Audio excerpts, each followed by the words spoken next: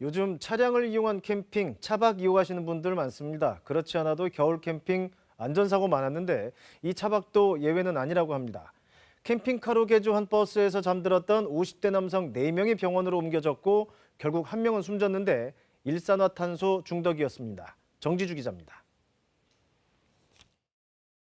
코끝 시리게 춥지만 사람의 온기가 있죠. 소복하게 쌓인 눈도 만날 수가 있습니다. 이 맛에 겨울 캠핑을 떠난다는데요. 난방 필수입니다. 텐트에서 잘 때도, 차에서 자는 차박을 할 때도 잘 때는 따뜻해야 합니다. 주의할 게 많습니다. 자칫하면 캠핑의 낭만이 악몽이 될 수 있기 때문인데요. 주차된 45인승 버스에 119 구조대가 출동했습니다. 캠핑용으로 개조된 건데요. 여기서 차박하던 야영객들이 의식이 없던 신고가 접수됐습니다. 친구들 3명이 자다가 못 일어난다고 이렇게 신고가 들어왔어요. 신고하신 분은 밖에 나와 계시고 나머지 3명이 버스 안에 있었는데 50대 남성 4명이 병원으로 이송됐지만 1명은 숨졌습니다. 지난 12일 겨울바다를 즐기기 위해 떠난 여행이라는데 악몽이 됐습니다. 경찰은 버스 시동을 끄고 경위로 작동하는 무시동 히터라는 게 있는데 이거를 켠 채 잠이 든 걸로 보고 있습니다. 여기서 발생한 일산화탄소가 차량 내부로 들어왔고요. 여기에 중독된 것으로 추정하고 있는데요. 어디로 유입이 돼서 이렇게 사망에 이르게 됐는지 그거를 지금 파악할 예정입니다. 차량 개조 부분에 대해서 아주 심도 있는 수사를 할 예정입니다. 겨울철 캠핑의 난방 관련 사고는 해마다 반복이 되고 있습니다.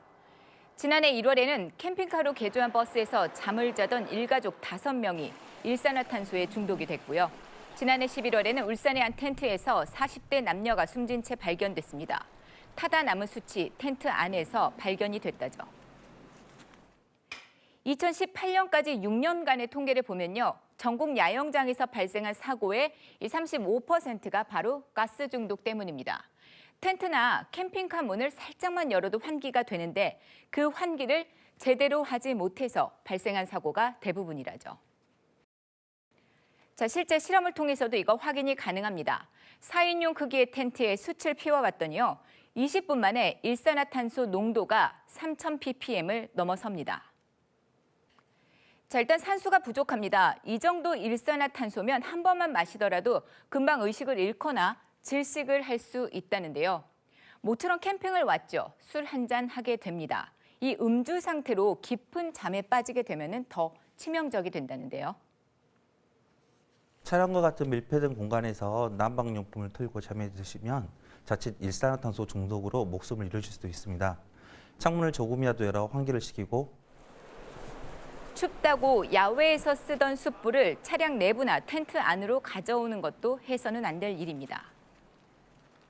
화로등은 완전히 소각시켜 텐트 외부로 옮기시고 난방기 등은 텐트 내 환기가 잘 될 수 있도록 조치하는 등 안전수칙을 철저히 준수해야 합니다. 사실 요즘 같은 때는 집에서 머무는 게 좋겠죠. 그래도 꼭 캠핑 떠나야 한다면 이 일산화탄소 경보기가 필수입니다.